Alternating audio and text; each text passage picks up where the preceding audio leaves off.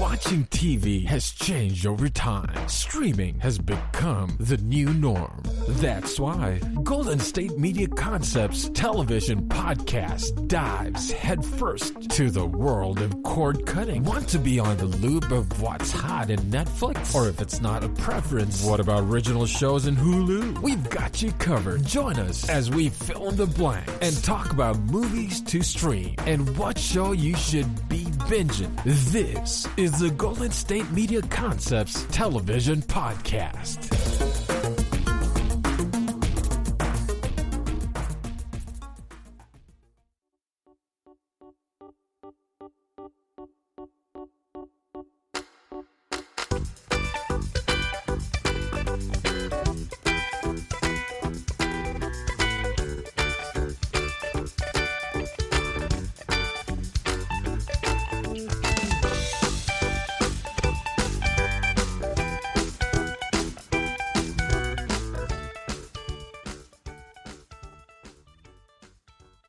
All right, and thank you for tuning in to the GSMC television podcast brought to you by the GSMC Podcast Network.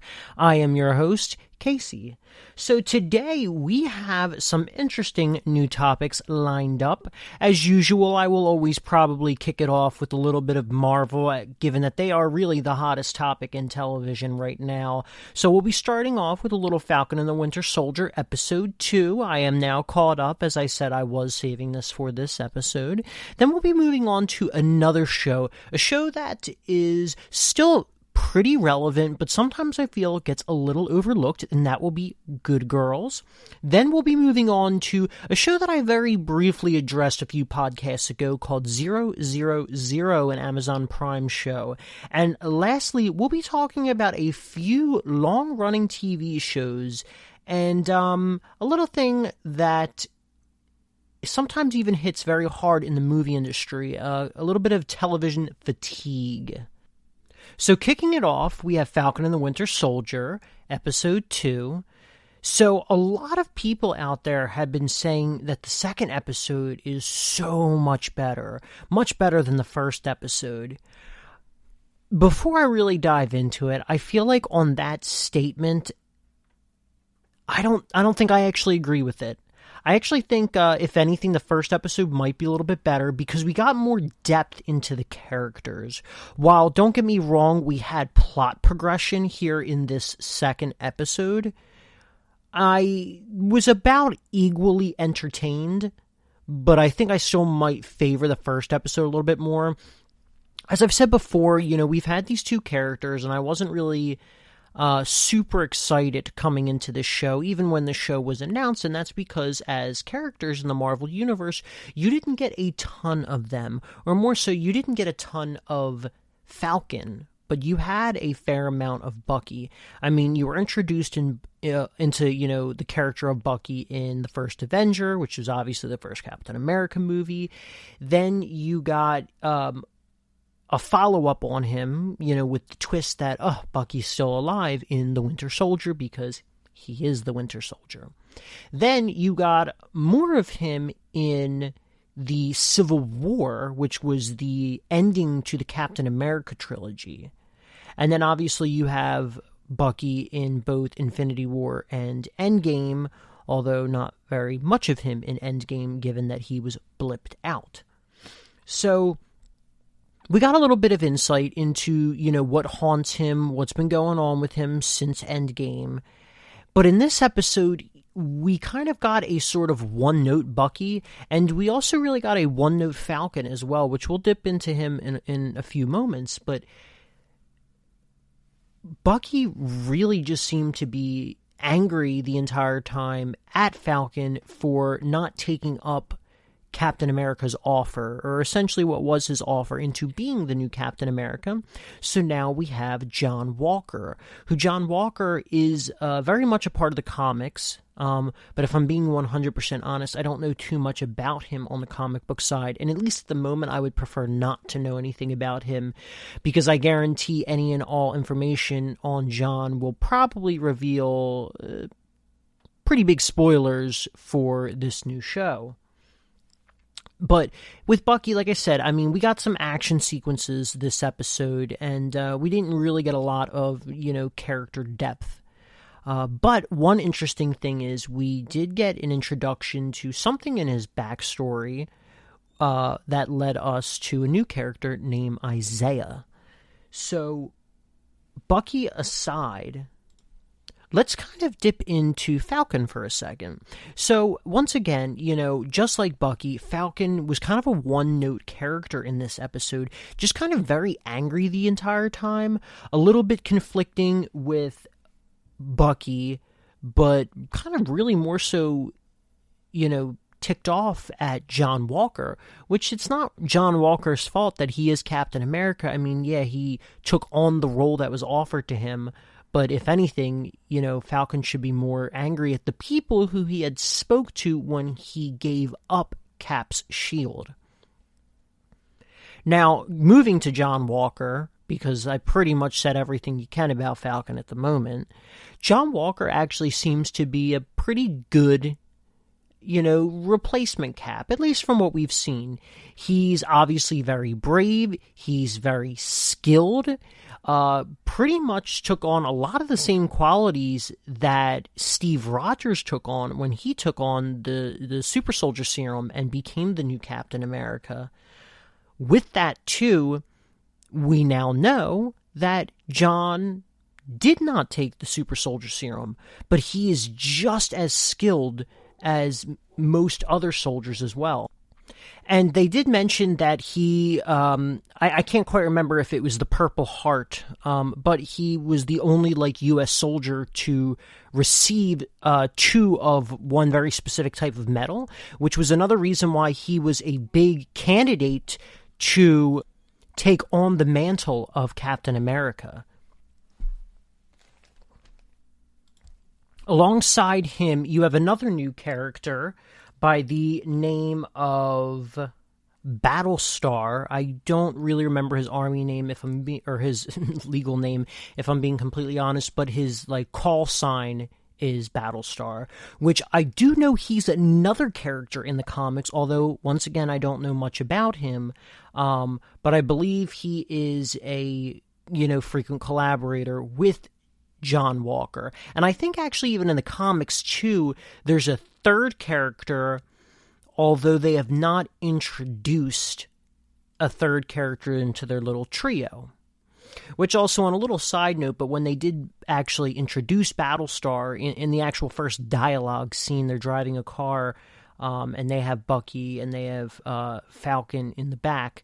And there's a guy, you can see he's driving the car, doesn't have any lines, but he looks very, very, very similar to John Bernthal, who plays the Punisher in The Punisher, the Marvel show, which is still kind of very much a Marvel show, although I'm curious if they're going to officially bring any of them into the MCU, because there is currently talks that Charlie Cox could return, and if he does, it will most likely be in the third Spider-Man movie, which obviously makes the most sense given that all those Marvel shows that took place on Netflix, the majority of those, actually all those superheroes, and even in the comics, a lot of them are all living in Hell's Kitchen, a neighborhood in Manhattan, and, Spider-Man's there too, so it makes sense for Daredevil to pop into any of those villains as well.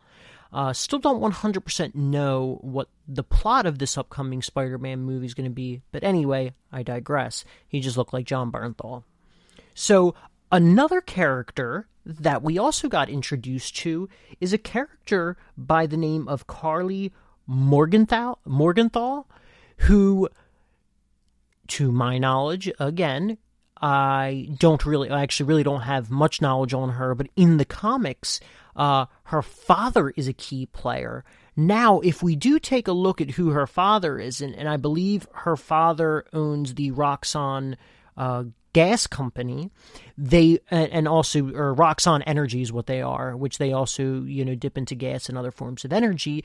They have been mentioned before, and I think they're most prevalent in the early years, so like the 1940s, 1950s, which I believe in the show Agent Carter, which is another official Marvel show alongside Agents of S.H.I.E.L.D., although it was canceled after 2 seasons. They do make an appearance in there. Not the character, but the company. So it makes sense that, they might be trying to do something new with, they want to introduce that character and that corporation, but they want to try and do something new. So I think that's why they're most likely having, his granddaughter come into play. Now, it seems like as of now, she is the leader of the Flag Smashers, which was the terrorist organization we saw introduced into the first episode.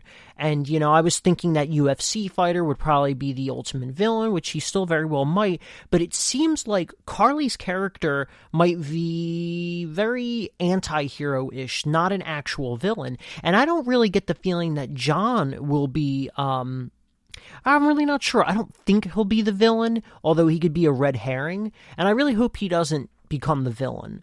But I think, given that we know that the Flag Smashers have the Super Soldier Serum and a number of them have Super Soldier abilities, as we do know from the original Super Soldier Serum, it takes whatever characteristics you exhibit and makes them like tenfold, to the extreme, which is why, you had, oh goodness, I can't remember the character's name, but in the movies, one of the characters took it, and then they became super evil. The character from Iron Man 3, who is the main villain. He took it and, it exacerbated all of his negative qualities. So I think that could potentially play into it. I feel like John Walker's going to get to a point where he's not quite the Captain America that he needs to be, so he will try and take the Super Soldier Serum if he can ever actually get it from the Flag Smashers. Question is, will he be the true next Captain America, or will he be a villain? Now, I think it's pretty obvious he is going to try and get his hands on the serum, but the fact that maybe trying to go for the serum might make him more of a negative character, or it might make his negative qualities pop more. But I'm interested in John Walker. If I'm being completely honest, I find Captain America to be quite boring. I really am not a fan of the good old boys archetype, but then again, I know that's what a lot of people like. A lot of people like in what, in my mind, is kind of a bland hero. Captain America, for instance, he is two-dimensional at best. He's just your very typical American, but with his case, the only dimensional part of his backstory is that despite him exhibiting these qualities, he was just kind of a frail little boy. And that's why he needed the Super Soldier Serum, to make him something better, to make something that really matched his personality. So with that too, we're going to kind of jump back. I started mentioning another character that was introduced, which was Isaiah. Now, Isaiah has also had the Super Soldier Serum, but we can see what appears to be an angry old man, but that's also probably due to the experimentation that he underwent, and also the 30 years in prison that he said he was in prison for. And, they had S.H.I.E.L.D. experimenting on him, and Hydra, or at least we can assume it was S.H.I.E.L.D., that experimented on him as well, because he also mentioned then Hydra did it too.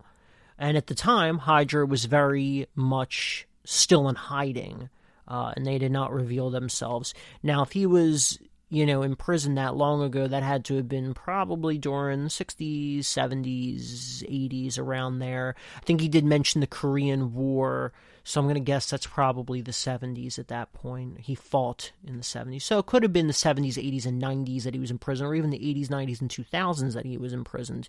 Because now I believe in the actual timeline of the TV show, we should be around the year 2023. And granted, right now, as the show's airing, it's only 2021. So he's an interesting character that clearly is not going to go away, and they introduced him not just to make a point, but I think he will be back, and who knows, you might get this old guy coming in to beat some butt. So we'll kind of see how that all plays out. Another thing too is, and I mentioned it about, the world not ready for a Black Captain America, they obviously were trying to make a point about that too when we have, Bucky and Sam, Winter Soldier and Falcon arguing in the streets, and they're not worried about Bucky. Who they're worried about is Falcon, and then they realize who he is, and that leads to the whole arrest. Now, when we did have Bucky getting arrested in that little forced therapy session in prison, we have this weird conflicting relationship that almost comes out of nowhere. I don't really get how they're at that point, just because of one little argument about Falcon not taking the mantle of Captain America, and now some other guy, i.e. John Walker, is running around with the shield. It's just really weird. We also had earlier in the episode with our little dynamics, we had your typical Marvel humor when they were talking about androids, aliens, and wizards. So, we have these dynamics that feel very much like a Marvel movie. We feel like we have scenes right out of a Marvel movie, but I'm not convinced that this show set itself up as well as WandaVision did. Now, originally speaking, Falcon and the Winter Soldier was supposed to be the first Marvel show. But I do not remember why they officially moved it back, but I'm happy they did, because I think despite the more boring beginnings of WandaVision really set itself up very well for these TV shows. I also just like to make a note of, where the heck is Sharon? We were supposed to have her in this show, and this show, I believe, is shorter than WandaVision, and we've already had 2 episodes, and there was a single mention of her. Now, for those of you who don't know, alongside these Marvel shows, Marvel on Disney Plus is also releasing something called Legends. Now, with Legends, they are introducing, summaries of certain characters. So, like for WandaVision, they did Wanda and Vision. Now, for this show, they had originally released Bucky and Sam, and then they released Zemo, which we'll get to Zemo in a second, and then I think just recently they dropped Sharon, so I'm going to assume, given that they dropped her little recap, she'll be in the next episode. At least I hope so, because I was definitely under the impression, especially with her being in the main cast, that she would be a main character. Now, I guess to wrap things all up, we're going to talk about Zemo for a quick second. They were mentioning someone that was in prison. Now, originally, I was thinking about the Hydra agent who got kind of leveled by S.H.I.E.L.D.'s building at the very end of Winter Soldier, which the last that we saw of his character was he was under the operating table. But we assumed that was Hydra that had picked him up. But actually it's Zemo, and Zemo was the villain of the final Captain America Civil War. So with Zemo, we have a reintroduction of him where we know that Falcon and the Winter Soldier are going to talk to him, because he obviously has a very good in-depth knowledge of the history of what's going on. So I think he could potentially be a very big player, or he might just be here for the next episode. Either or, if you don't remember who Zemo is, I highly suggest just watching the Legends episode on him. All these Legends episodes are anywhere from 5 to 10 minutes, which actually I think the longest one might actually be 8 minutes and change, so it's not even 10 minutes. So I would recommend doing that, but if you really want the whole picture, you can just watch Captain America Civil War again. All right, we're going to be taking a quick break here before we hop on to the next topic, which is Good Girls. Stay tuned. Want to know the latest and hottest music hitting the airwaves? Don't be left out. Listen to the Golden State Media Concepts Music Podcast. Keith keeps you on the loop with everything you need to know from pop, rock, hip-hop, and the top 40. And we'll throw in news of your favorite artists, concert and tour dates, and so much more. Listen no further, because this is the gold standard in music podcast.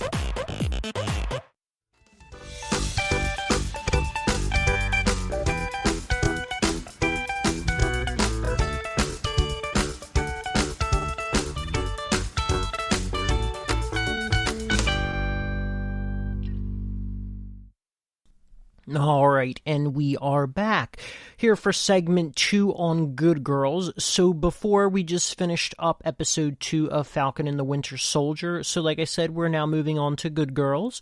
So for those who don't know, Good Girls is a comedy drama show on NBC, crime show as well. It unfortunately is labeled as comedy and drama, which honestly, I really get the feeling, and hear me out on this one, I get the feeling it's actually because of not only its network that it's on, but it's also women, and I feel like that doesn't really get taken as seriously, because I feel like they almost feel, the networks that is, has to market towards women, so it's got to be lighter.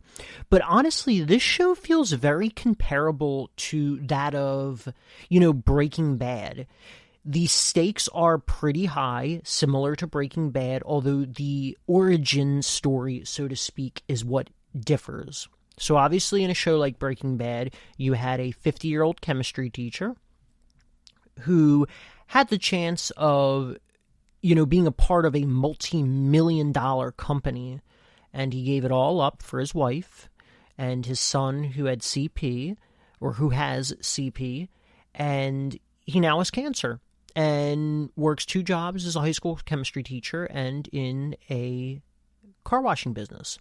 Whereas Good Girls is very interesting, and I'll try and remain spoiler-free, although I will say if I do talk about Good Girls in any future podcasts, I will probably talk a little bit more in depth about the show.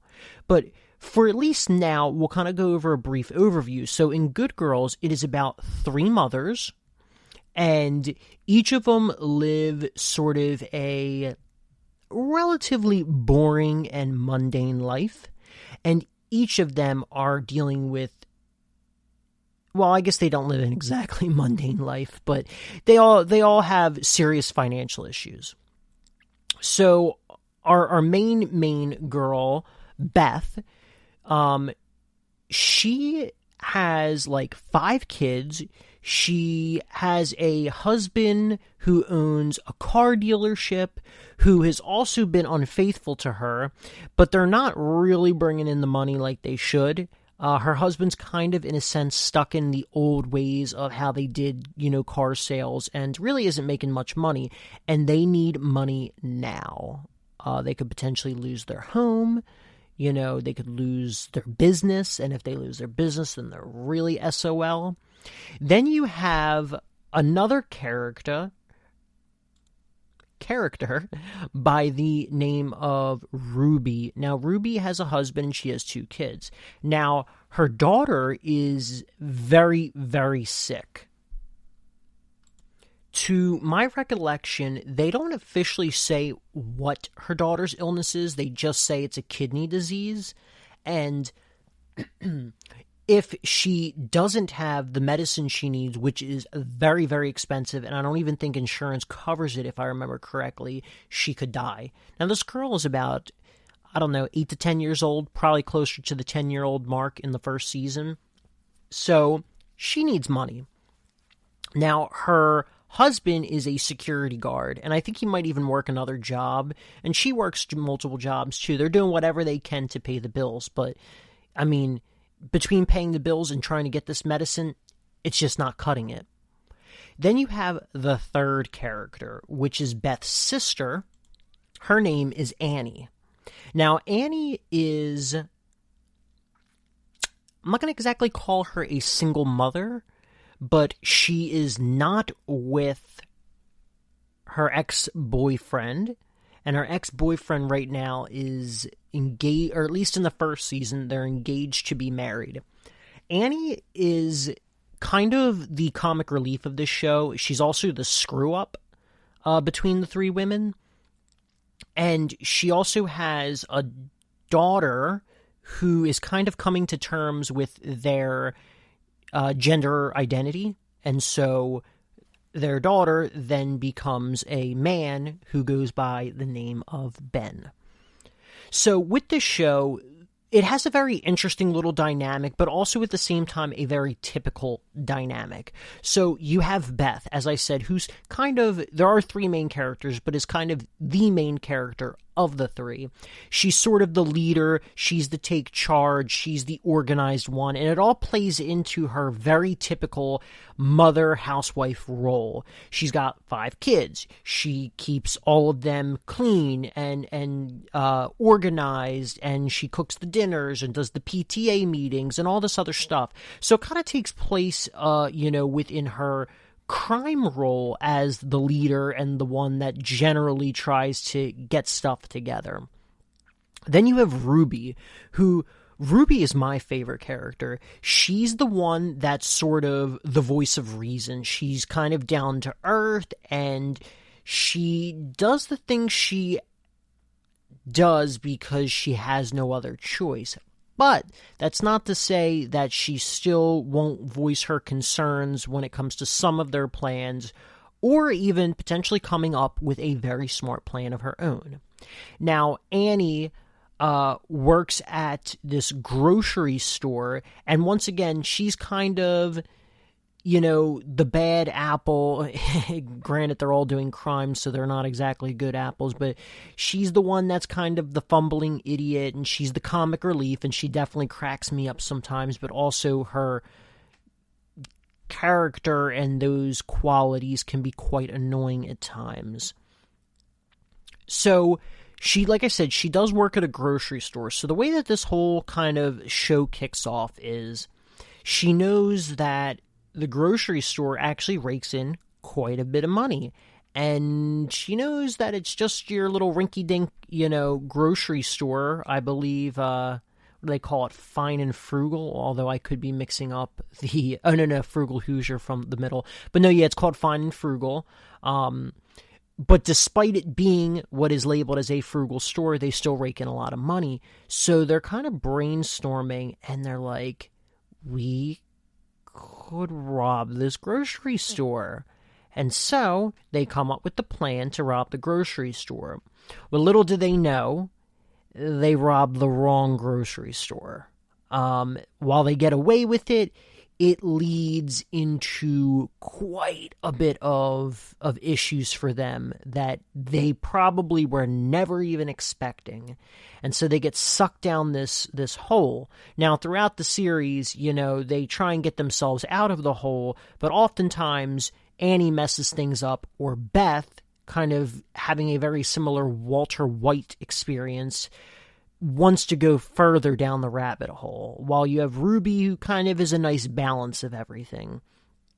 Now, this show gets very serious, especially by the time it hit its 3rd season. It starts to tackle a whole new realm of issues. You know what, I guess I'll leave it at that, because I don't want to spoil anything. I think actually if you're very interested in any of what I said, and I think you should at least give the first episode a shot, I believe you can go onto Netflix and you can watch the first 3 seasons all on Netflix. As for the most recent season, the 4th season, Hulu has been airing them. Now, we're 4 episodes into the 4th season, and because I was kind of catching up on some of my other shows, and I watch a ton of shows. I mean, a couple podcasts ago I told you just of my general weekly lineup of the shows that are consistently coming out. I watch a heck of a lot more than that. I would suggest watching at least the first episode on Netflix. I started watching the show after the first season ended, but before the 2nd season ended. Now, just to also give you, a little bit of overview on some of these characters that might also entice you a bit, we have quite a bit of names that work in this show and even pop up in reoccurring roles. Now, you have Christina Hendricks, who plays Beth, most known for her role on Mad Men, as she plays the character Joan. Now, granted, Mad Men is on my short list of shows to watch, probably number 4 or 5, so I got some other shows I got to get to first, but even I know of her role on Mad Men. Then you have Ruby, who's played by Rita, who is most well known for her role on Parks and Rec.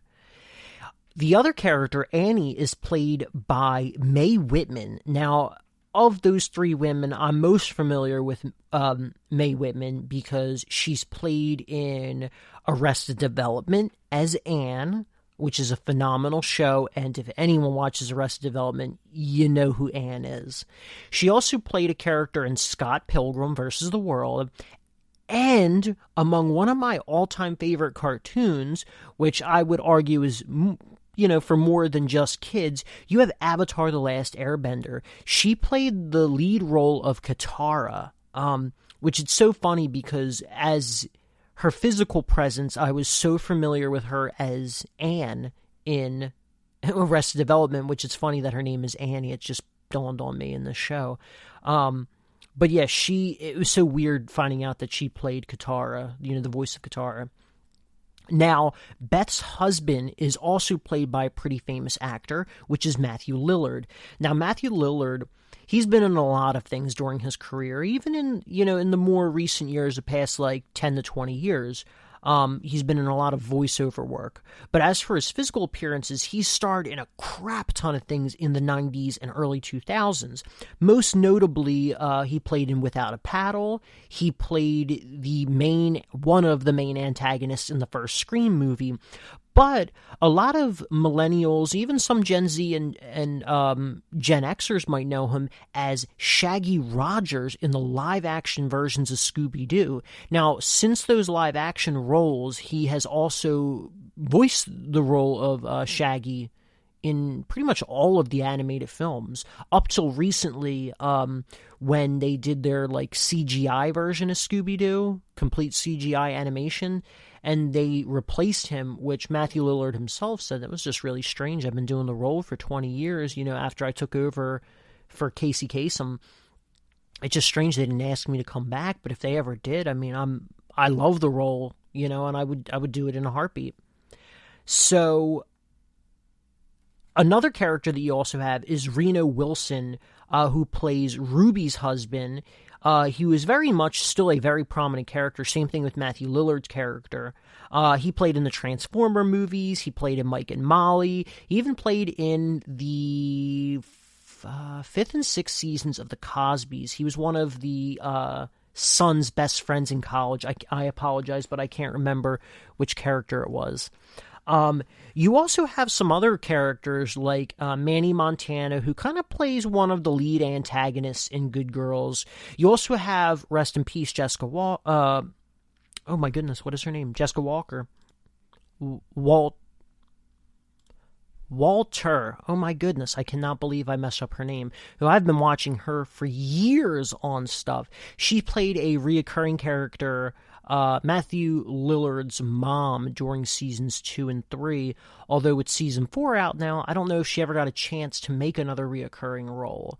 I also used to love her in Arrested Development and also in Archer. She played Mallory Archer, which, I know they have a new season coming out relatively soon, I believe, so I don't know what they're going to actually do in terms of her characters.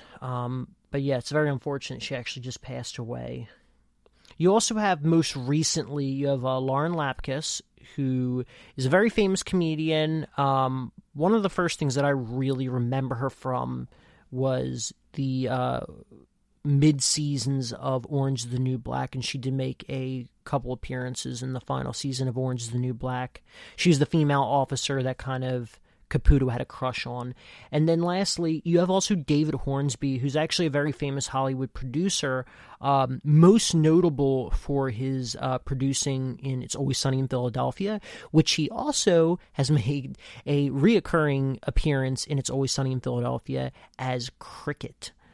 So I'm sure anyone that watches It's Always Sunny in Philadelphia, which I will be talking about during our final segment, you will definitely know him as that. But it is a phenomenal show. Every season has been very well done, and I am definitely here for it. I definitely say it is a crime drama, not much on the comedy, but once again, I feel like they do it because it's an NBC show, and they don't want it to be that dramatic. It also stars women, and I do generally think that of crime shows that are female-focused, which there are very, very, very few of them, they try and give it this lighter feel to it. Kind of just rounding off some last stuff, we had coronavirus heavily affect the third season of Good Girls. They actually ended up cutting it 2 episodes short, which is why if you ever do end up watching the third season, it doesn't quite feel like it's coming to an end. as well as I think because of coronavirus, the viewership also got a little bit messed up. But the first season of Good Girls was in the it started out at almost 6 million viewers in the very beginning of the season, and then kind of came down to the low to mid 4 millions. The second season had around low to mid 2 millions. The third season, high millions, almost 2 million. And then the fourth season so far has been the low to mid 1 millions. I'm really hoping, really hoping that coronavirus does not mess up this show, but it's very possible this could be the final season. So I'm hoping that, given the way that they filmed this show, which it is staggered out before it airs, if they do decide to end it, they have an end in sight and they're able to finish it on their terms. But regardless, check it out, because if you check it out and you love it, then you're just more viewership counted towards this most recent season, and you could potentially help save it. So we're going to take another quick break, and before we take a break, our next segment is ZeroZeroZero, which I did very briefly talk about before. So I think you should stick around, because I'm getting near the end of the series, and I might talk about the finale when I get to that as well. Tired of searching the vast jungle of podcasts? Now listen close and hear this out. There's a podcast network that covers just about everything that you've been searching. Hey! The Golden State Media Concepts Podcast Network is here. Nothing less than a podcast bliss with endless hours of podcast coverage. From news, sports, music, fashion, cooking, entertainment, fantasy, football, and so much more. So stop lurking around and go straight out to the Golden State Media Concepts Podcast Network. Guaranteed to fill that podcast itch. Whatever it may be. Visit us at www.gsmcpodcast.com. Follow us on Facebook and Twitter, and download us on iTunes, SoundCloud, and Google Play.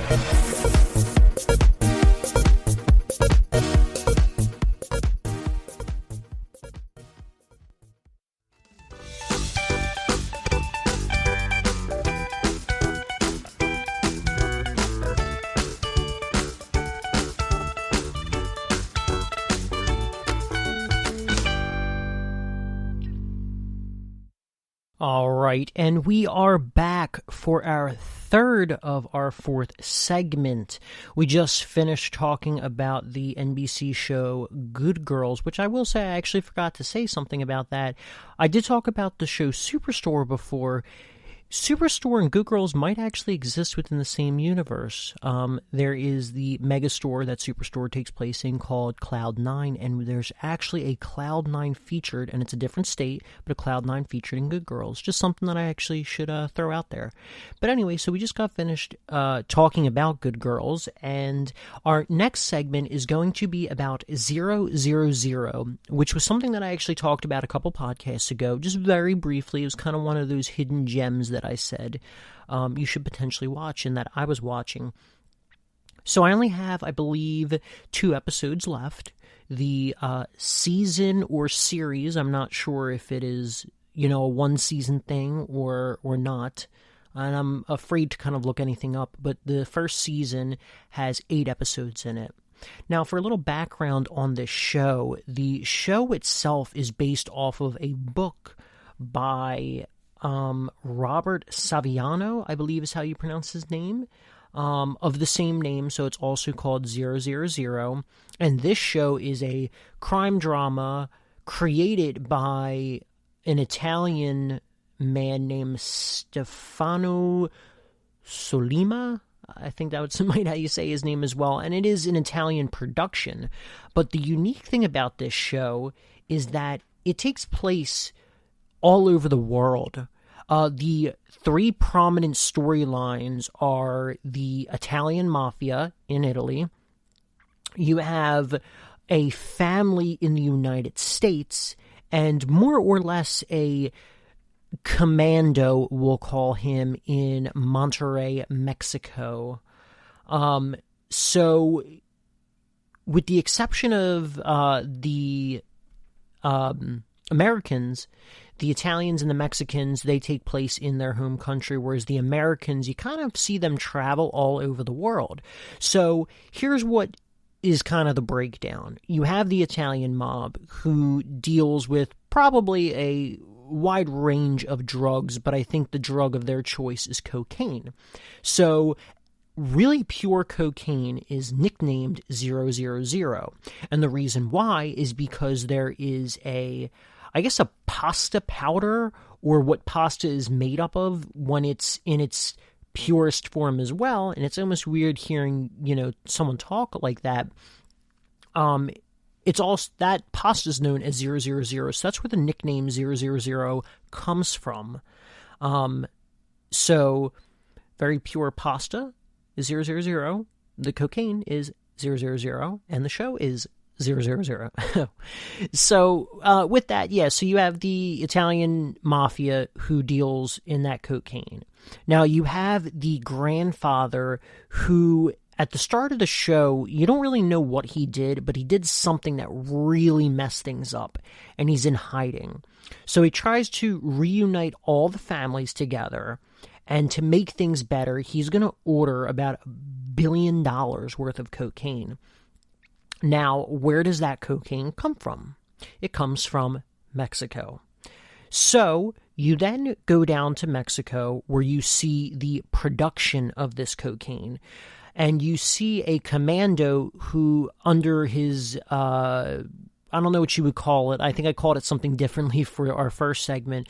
But his, battle name, his call sign, I believe is what I actually called it, is Vampire. So he is the person you're following around. And he's a commando. He kind of works for the Narcos in Mexico, but he's also working as a military guy for Mexico. So he's, a double agent, but he's definitely really on the dirty side. So it's about the production of the cocaine there and the secure shipment, and also dealing with the rival gangs in Mexico and cartels in Mexico. Then you have the brokers. So the brokers are an American family who, obviously brokers not their name, they are brokers in the exchange.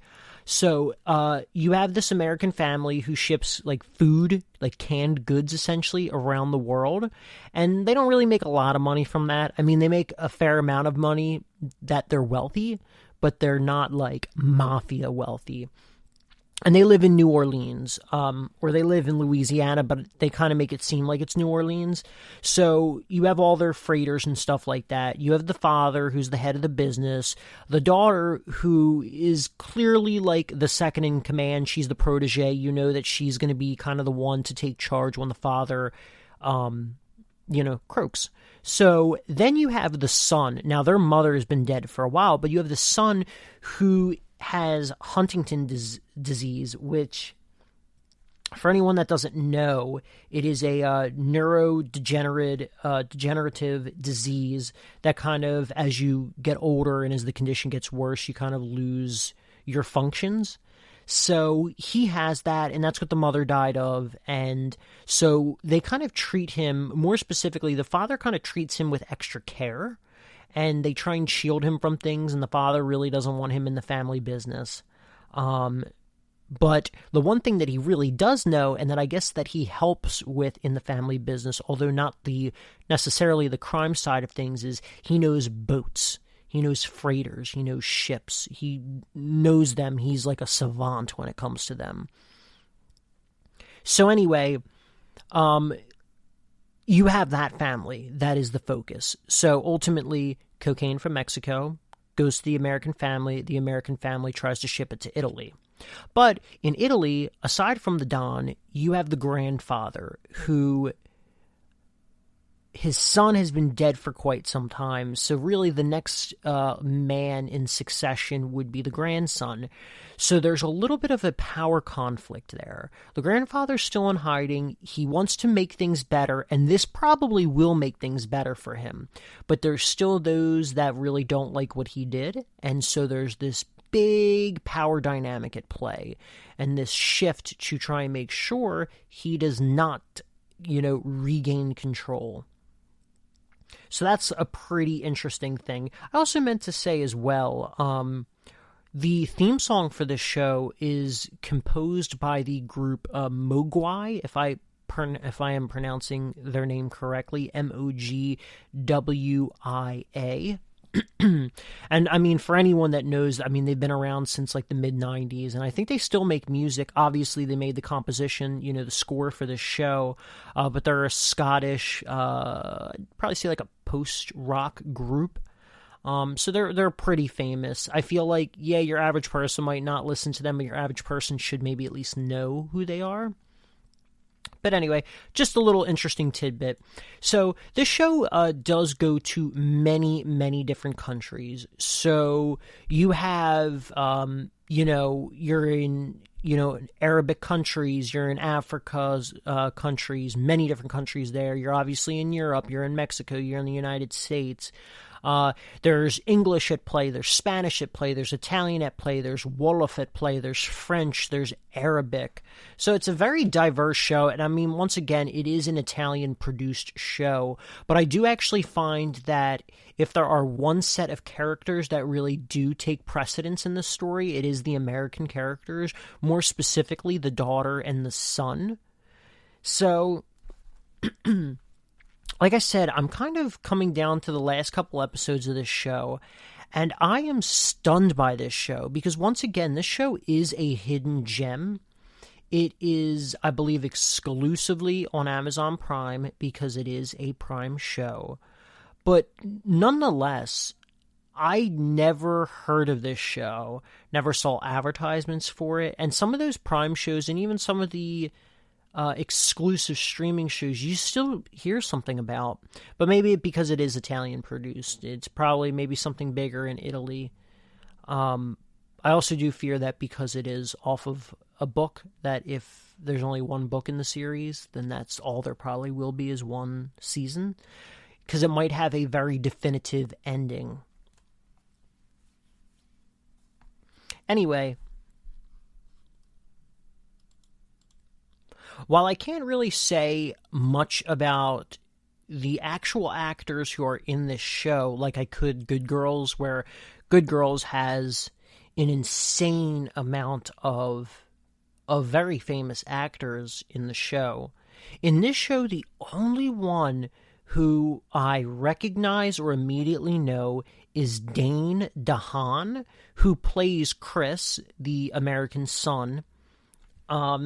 He's kind of actually in quite a few things. He's not like an A-list actor, but I'd say in the more recent years, you would probably know Dane from Valerian and the Planet, or the City of a Thousand Planets, which was a Luc Besson film with Cara Delevingne, if anyone saw that from probably about 4 years ago at this point. He was also in A Cure for Wellness.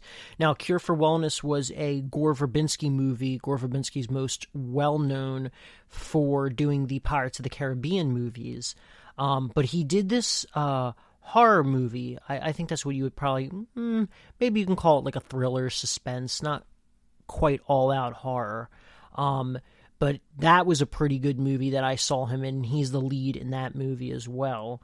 And then he also was in, although I will fully admit I have not seen it, he was in The Amazing Spider-Man 2 as, oh goodness, the Hobgoblin, who I forget his real-life name. But if anyone's seen the original Spider-Man movies, the Tobey Maguire, who I'm actually blanking on the director's name, Sam Raimi, that's who did it, Sam Raimi, you'll know that James Franco played the Hobgoblin, but, oh my goodness, Harry Osborn, that was his name. So he played Harry Osborn in The Amazing Spider-Man 2. Now, I do recognize that ultimately there could be plenty of other actors who are very famous that maybe I just don't know of. It almost seems like for the Mexican side and the Italian side, they might have legitimately gotten Italian and Mexican actors. I remember looking up after probably the second or third episode, one of the actors who I believe plays the grandson in the Italian Mob, And he was well known. Like I said, I'm fairly certain that was the one who I searched up because I'm taking my time with this show. I've been watching this show now for like a month, and it's only 8 episodes. But yeah, I remember looking at his resume, and it was relatively large, not super large like an A-list actor. And I think I even did the same thing for one of the Mexican actors as well, because he kind of looked familiar, although I was fairly certain I didn't know him at all. So I looked into him as well, and I mean, he had a pretty decent resume, but I remember his definitely, I had no clue what any of that stuff was. So yeah, I think they cast it really well. There's not a ton of crossover between the company or the countries, because I think, they're really just trying to show you a very specific stage, and each country has its own form of conflict, although those conflicts do cross over a little bit. But I think overall, though, one reason why you should definitely give this show a chance is, the good acting aside, it's well written, which probably really comes from a good adaptation. And, good adaptations are sometimes hard to come by. You look at something like Game of Thrones, where despite its controversy in its final seasons, Game of Thrones was very well adapted for about the first 4 seasons was really well adapted. I mean, the first season to the first book of Game of Thrones, spot on. I mean, obviously there's some intricate details that are changed. Like in the first season, they're going through all these corridors and passageways just to have this secret meetup, when, like, they just kind of cut that out, and so you went from a hint to what the meetup would be to the actual meetup. It was the meetup between Ned and Catelyn when they were in King's Landing. But anyway, I like kind of bringing in other examples, but I don't like to get too off topic. But anyway, I think, it comes from it being a really good adaptation, because if the book did it successfully and it gained enough attention to where it was turned into a TV show, then I think that just goes to show that the story was always there. Because there are definitely people in the beginning of the show who you think are going to be villains, you think are going to be heroes, but they turn out to be villains. But once you know them as the villain and you see their plays and, some of their extra side projects, we'll call it, you don't actually hate them as much. They're definitely still a villain, and they're definitely despicable in their ways, but you do kind of like them, and that just right there goes to show that is good writing, and it comes from a good adaptation. So, if you get the chance, I would watch ZeroZeroZero.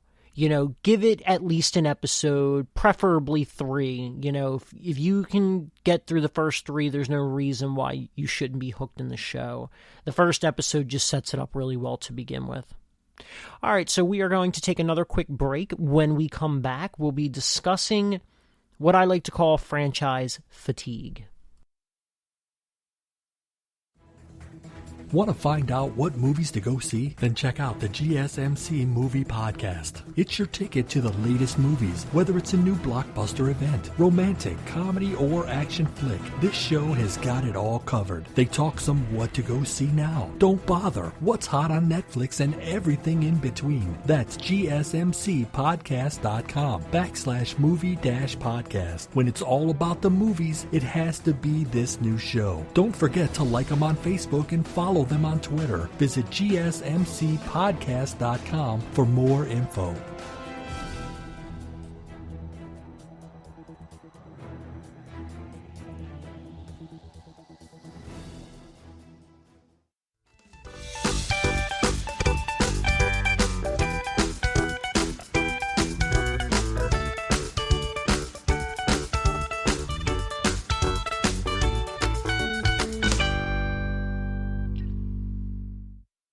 And we are back for our 4th and final segment. We're going to talk about franchise fatigue.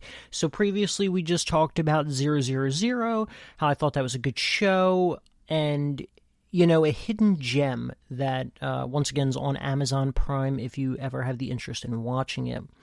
So with the franchise fatigue, I mean, you can see this in a lot of different media. You can see it in television, you could see it in movies, you can see it in books, comics, whatever. You could see it in anything. It's just very interesting, to what franchises actually have the fatigue, and it's a matter of subjectiveness. What you believe to be franchise fatigue in one franchise might not be to another. I mean, let's take a look at Marvel, for instance. With Marvel, you have had 23 movies now and 2 TV shows, which this year you're going to have about 5 or 6 movies come out and about 7 TV shows, and they're all kind of coming out like one after another after another. Now, as of now, as of recently, we have not actually had that many Marvel entries. So right now, I think everyone's fine with it. But we might actually very well see some franchise fatigue within the television and even movies of Marvel this year. We also have another example of things like, which is what I'll be talking about, The Simpsons, Goldberg's, It's Always Sunny in Philadelphia, and Bob's Burgers. Now, I've heard people cry franchise fatigue for some of these, and I agree with some of them, but then others I disagree with, and why we hear it lesser degrees with some shows. So let's kind of just first start off with talking about The Simpsons, for instance. So with The Simpsons, it originally started back on the Tracy Ullman Show as a skit, probably about like 30 seconds to a minute if I remember. I mean, it's been so long since I've seen any of those. But the show really kicked off in 1989 when they did their Christmas special. The show has now gone from 1989 to 2021. That right there is 32 seasons, and as of this past Sunday, I believe it was their 701 episode. Yeah, 701. That's insane. I mean, what show can you think of, aside from, some animes that have an insane amount of episodes? Because a lot of those animes, like Dragon Ball Z, for instance, they were churning them out week after week, and honestly, a lot of the stuff was just filler, really. 4, 5, 6 episodes really is only conveying about 20 minutes worth of actual plot, But anyway, with The Simpsons, I think Simpsons hit a huge point of franchise fatigue in its post-movie days. So the movie, I believe, came out after season 17. So 17, yeah, about 17, because I think it came out in 2007. Now with the more recent seasons, I feel like The Simpsons is back on an upward swing, but definitely in the mid to late 20s, it was getting stale. And I think, recycling a lot of the plots was a huge part of it, because, I mean, you got to think about it. After even 200 episodes, what are you really hitting on? What are you really sticking around for? Now, The Simpsons back in the 90s especially was a cult freaking phenomenon. I mean, you could not go anywhere without seeing, a Bart Simpson shirt or a Homer thing.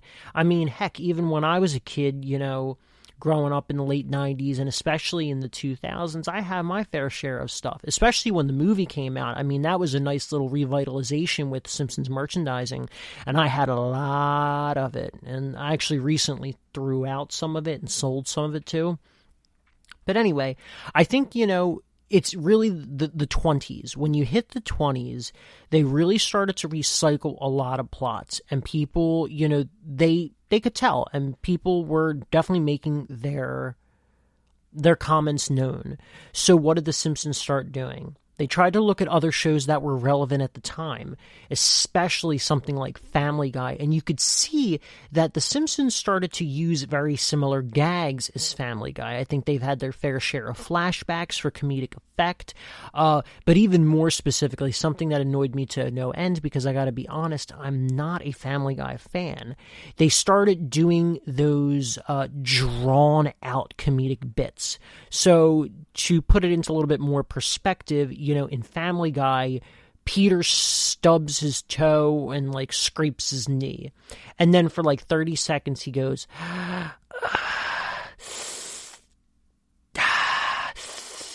and I just find that to be annoying. It's a waste of time. It's filler. It's really not funny. But then again, I know a lot of people that really like it. And I mean, that's the part of this whole thing that is very subjective. Now, I will say, too, with The Simpsons and its franchise fatigue, you gotta give it to them. They have this really weird coincidences for their predictions, things like the Donald Trump thing, and you had the coronavirus, which honestly, if you go back and watch that episode, it's really not how everyone was portraying it in the memes, because people photoshopped and, edited out what the real image was.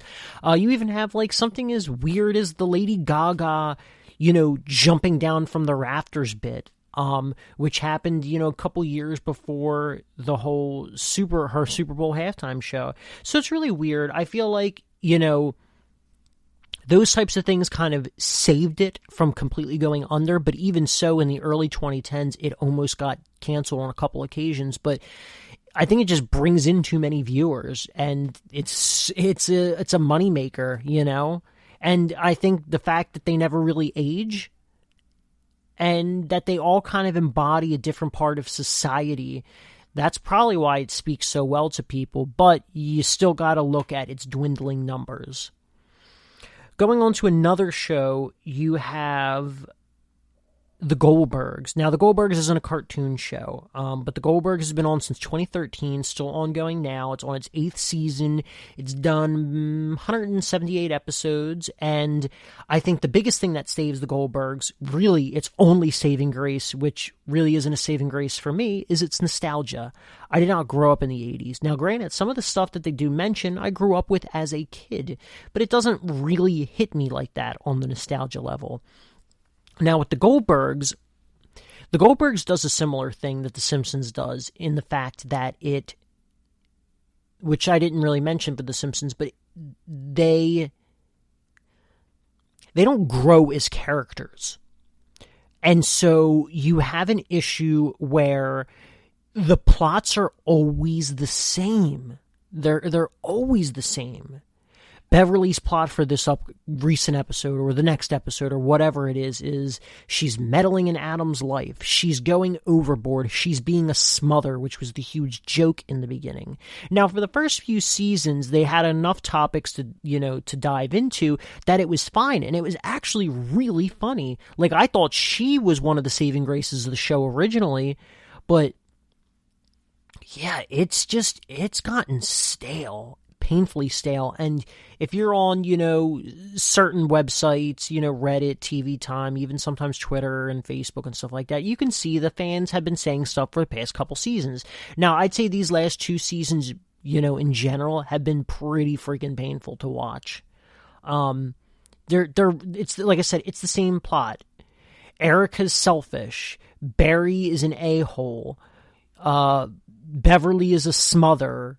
Adam, in his own narcissistic way, is also an a-hole, and then you have the dad, who's also kind of an a-hole too, and he's selfish. He's kind of a little bit of everything. I mean, the characters go through the exact same problems, which then at the very end of the episode, they do this very, family, we've learned as as people and as a family kind of moment. It's cheesy. It just doesn't work. When you've done 178 episodes of this over 8 seasons, there's only so much you can do.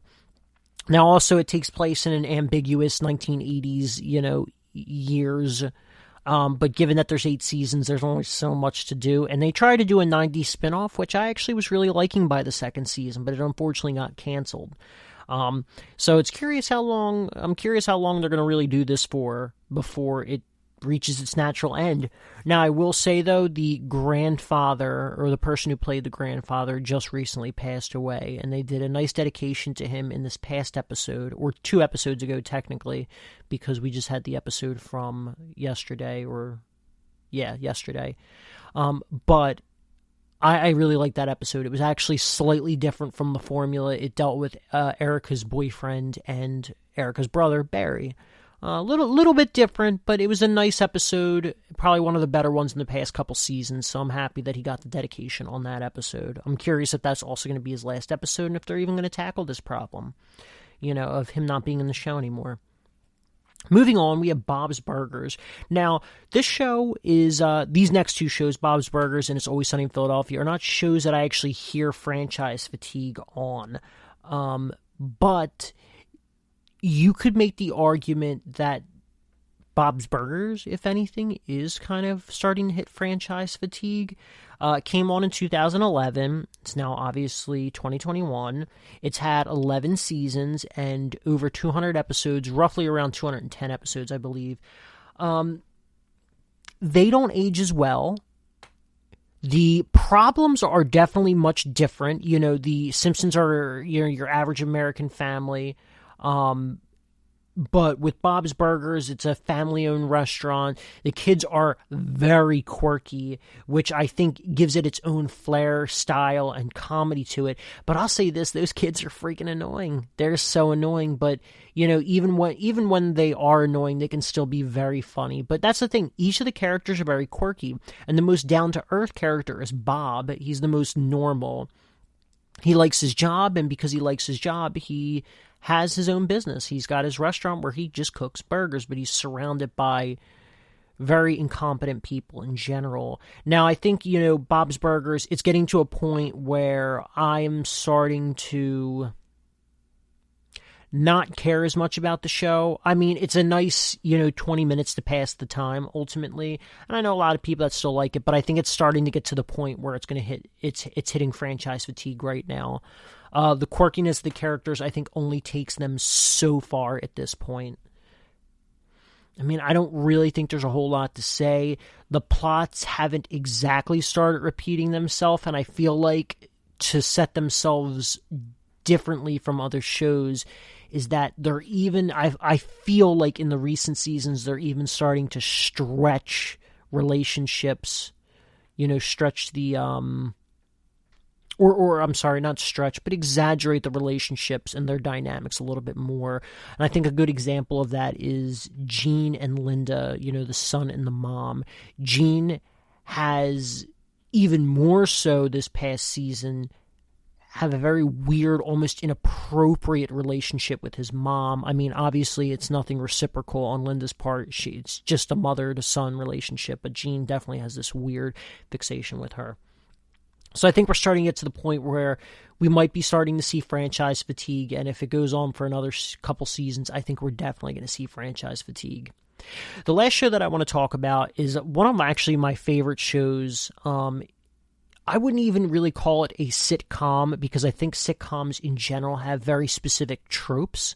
It just feels like a straight-up comedy to me, and I know some people might not find the exact difference, but once again, sitcoms do have very specific tropes to them, whereas It's Always Sunny in Philadelphia does not. Now, some people might cry franchise fatigue when it comes to Sunny, but it is definitely an instance where I don't see franchise fatigue. Now, It's Always Sunny in Philadelphia has been on since 2005, and it is now 2021, obviously. It's done 14 seasons in that time and 154 episodes. Now, here's one of the key things versus something like Bob's Burgers, Goldberg's, The Simpsons, where they all have like 20 episodes a season, maybe a little bit more, maybe just a little bit less. Sunny doesn't. Sunny generally has around 10 episodes. And I think that kind of saves them from not having to redo the same plot. And they somehow, their writing is absolutely top-notch, too, because they can even make topics, they can even bring in relevant topics that you might see in the other shows, more specifically Bob's Burgers, or even more specifically The Simpsons, where it feels gimmicky to kind of stay relevant.